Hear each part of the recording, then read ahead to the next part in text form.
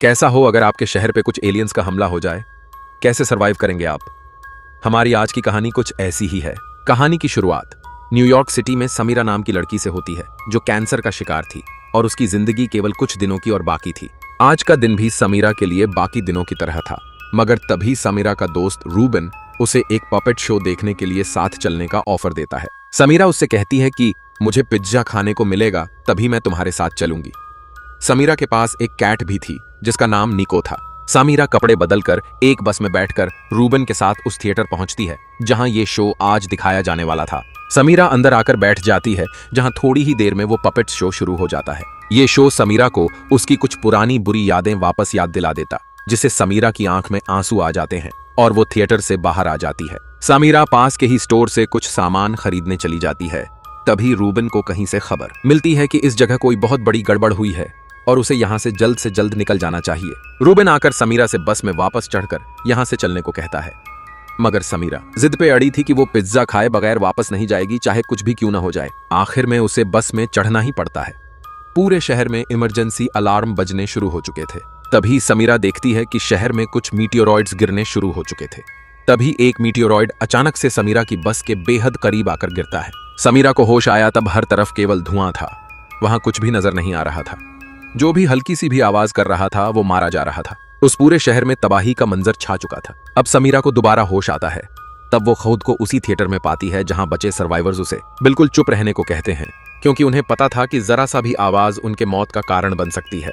असल में वो एलियंस जो लोगों पे हमला कर रहे थे वो देख नहीं सकते थे, मगर छोटी से छोटी आवाज को बेहद दूर से सुन लेते थे और आवाज करने वाले को मार डालते थे। अब थिएटर में समीरा एक बार फिर रूबन से मिलती है, जो उन सभी सर्वाइवर्स में से एक था। रूबन समीरा को उसकी कैट वापस लौटाता है। उस समय शहर के ऊपर से आर्मी हेलीकॉप्टर्स गुजर रहे होते हैं। वो हेलीकॉप्टर्स वहां हर किसी से बिल्कुल शांति बनाए रखने को कह रहे होते हैं। तभी एक जोर की आवाज आती है, जिसकी वजह से समीरा की कैट डर कर बाहर भाग जाती है। समीरा उसके पीछे भागती है, जिसकी वजह से थोड़ी आवाज हो जाती है और एक एलियन उन्हें खत्म करने वहां आ जाता है। मगर हेलीकॉप्टर्स की आवाज सुनकर वो एलियन वहां से चला जाता है। बाहर से बेहद जोर जोर के धमाकों की आवाज आ रही थी। जब समीरा बाहर जाकर देखती है तब उन्हें पता चलता है कि गवर्नमेंट ने उस शहर से जुड़े सभी ब्रिजेस को तबाह कर दिया है, ताकि वो एलियंस दूसरे शहरों तक न जा सकें। वो एलियंस पानी से डरते थे। तभी वहां एक आदमी ये सब देखकर पैनिक में आ जाता है और आवाज करने लगता है। उसे शांत करने के लिए वहां के लोगों को उसे खत्म करना पड़ता है। अब रूबन और समीरा वहां से निकलने के बारे में सोच रहे थे कि तभी रूबन से हल्की सी आवाज हो गई। तुरंत ही वहां एक एलियन आया और रूबन को मारकर चला गया। ये देखकर समीरा बेहद डर चुकी थी। इसके बाद समीरा उस थिएटर से बाहर आ गई। बाहर समीरा को एक झरने के नीचे दो बच्चे छिपे हुए नजर आए। एलियंस पानी से डरते थे और नेचर की आवाजों को इग्नोर किया करते थे। वो दो बच्चे अपनी जान बचाने के लिए भूखे उस झरने के नीचे छिपे थे। समीरा जाकर उन्हें कुछ खाने को देती है। तभी कुछ हेलीकॉप्टर्स वहां से अनाउंसमेंट करते हुए गुजरते हैं कि बोट की मदद से सर्वाइवर्स को इस शहर से बाहर ले जाया जा रहा है। अगर किसी तरह वो लोग बीच तक पहुंच जाएं तो उनकी जान बचा ली जाएगी। मगर उन हेलीकॉप्टर्स की आवाज से वहां ढेर सारे एलियंस आने लग जाते हैं। समीरा और उन दो बच्चों को छिपना पड़ता है। जब एलियंस के वहां से चले जाने के बाद समीरा बाहर आती है, तब वो देखती है कि सभी जिंदा बचे लोग बोट की तरफ जा रहे हैं। समीरा उन दो बच्चों को उन सभी लोगों के साथ भेज देती है, मगर समीरा खुद बोट पे नहीं जाना चाहती थी, क्योंकि कैंसर वैसे भी कुछ दिनों में उसकी जान ले लेने वाला था। इतने सारे लोगों के एक ही तरफ बढ़ने के कारण उन लोगों के कदमों की आवाज एलियंस तक पहुंच जाती है और एलियंस हमला करना शुरू कर देते हैं, जिसकी वजह से लोगों में भगदड़ मच जाती है। समीरा किसी तरह एक गाड़ी के नीचे छिपकर अपनी जान बचाती है।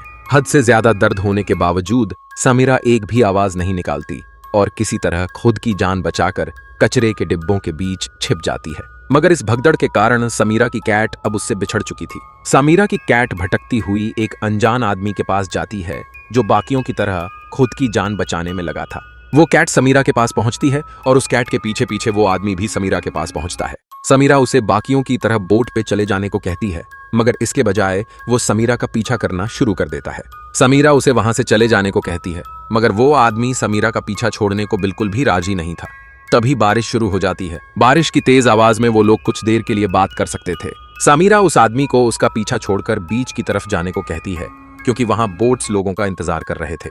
मगर वो आदमी अकेले वहां जाने के लिए बेहद ज्यादा डरा हुआ था। अब वो दोनों फार्मेसी पहुंचते हैं, जहां समीरा को कुछ दवाइयों की जरूरत थी, क्योंकि उसे कैंसर था और उसका पूरा शरीर बगैर दवाइयों के जलने लगता था।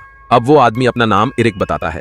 असल में एरिक के पेरेंट्स इंग्लैंड में रहते थे और वो यहाँ अपनी वकालत की पढ़ाई पूरी करने आया था।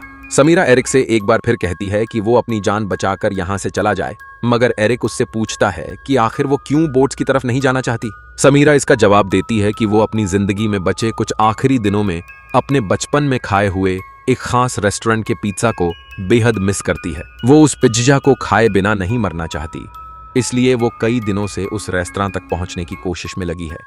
एरिक समीरा की पुरानी लिखी हुई चीजें पढ़ता है। ये सब कुछ देखकर एरिक भी समीरा के साथ उस पिज्जा रेस्टोरेंट चलने का फैसला करता है। एरिक समीरा की लिखी हुई चीजें पढ़ता है जिसमें बेहद ज्यादा दुहक छुपा था। ये पढ़कर उसकी आंखों में आंसू आ जाते हैं। तभी समीरा एकदम से अपनी जिंदगी खत्म करने का फैसला करती है और बेहद जोर से चिल्लाती है। एरिक भी उसका साथ देता है, मगर क्योंकि बाहर बारिश हो रही होती है तो एलियंस आकर उन पर हमला नहीं करते।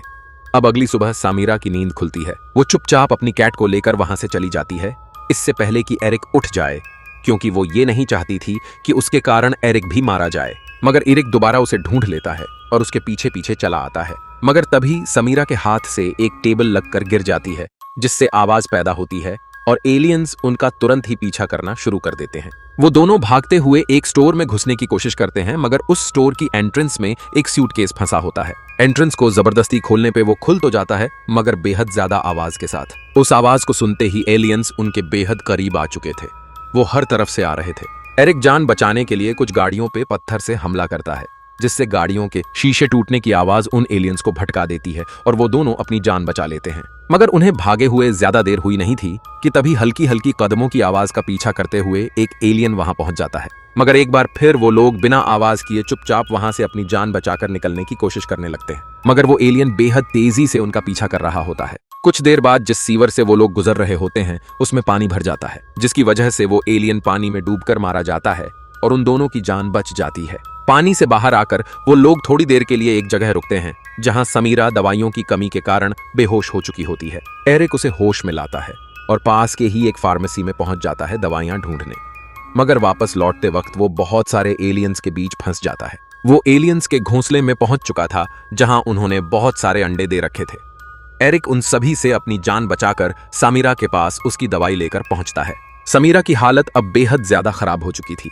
एरिक के दवाई लाने से उसकी जान तो बच गई, मगर फिलहाल वो चलने फिरने की हालत में नहीं थी।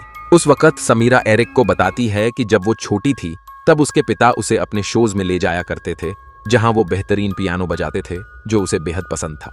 उस पियानो को सुनते सुनते वो उसी रेस्टोरेंट का पिज्जा खाया करती थी जो अब उसके बचपन की याद बन चुकी थी। अब अगले दिन वो लोग उसी रेस्तरां पहुंचते हैं जहां समीरा के पिता पियानो बजाया करते थे। वो सब कुछ देखकर अपने बचपन को याद कर रही थी। तभी एरिक उसके लिए वहीं पिज्जा लेकर आता है। अब वो दोनों पिज्जा खा रहे होते हैं। समीरा की आखिरी ख्वाहिश अब पूरी हो चुकी थी। समीरा और एरिक अब बोट्स की तरफ वापस लौटने लगते हैं। ये आखिरी बोट थी जो सर्वाइवर्स को बचाने के लिए आने वाली थी। इसके बाद जो लोग बचे उन्हें बचाने कोई भी नहीं आने वाला था। वो लोग धीरे धीरे बोट की तरफ बढ़ रहे थे, मगर बीच की तरफ बहुत सारे एलियंस थे जो बोट तक पहुंचना चाहते थे, मगर पानी से डर रहे थे। उन एलियंस के बीच से वो दोनों बोट तक किसी भी हालत में नहीं पहुंच सकते थे। अब समीरा एरिक से कहती है कि वो उसकी कैट को अपने साथ ले जाए, और समीरा उन एलियंस के बीच अपनी कुर्बानी देने चली जाती है ताकि एरिक सही सलामत बोट तक पहुंच सके। अब समीरा आवाज करके एलियंस को अपनी तरफ बुलाना शुरू कर देती है। एरिक किसी तरह भागकर पानी में कूद जाता है और अपनी जान बचा लेता है। बोट वाले लोग एरिक को रेस्क्यू कर लेते हैं। अब समीरा इस पूरे शहर में अकेली थी और अपने घर पे अपनी फैमिली की पुरानी तस्वीरें देख रही थी। इसके बाद समीरा खुद को खत्म करने का फैसला करती है और बाहर जाकर रेडियो में जोर जोर से गाने बजाने लगती है। यहीं समीरा और हमारी कहानी दोनों खत्म होते हैं। अगर आप यहाँ तक बने रहे तो हमारे चैनल को सब्सक्राइब करना बिल्कुल भी न भूलें।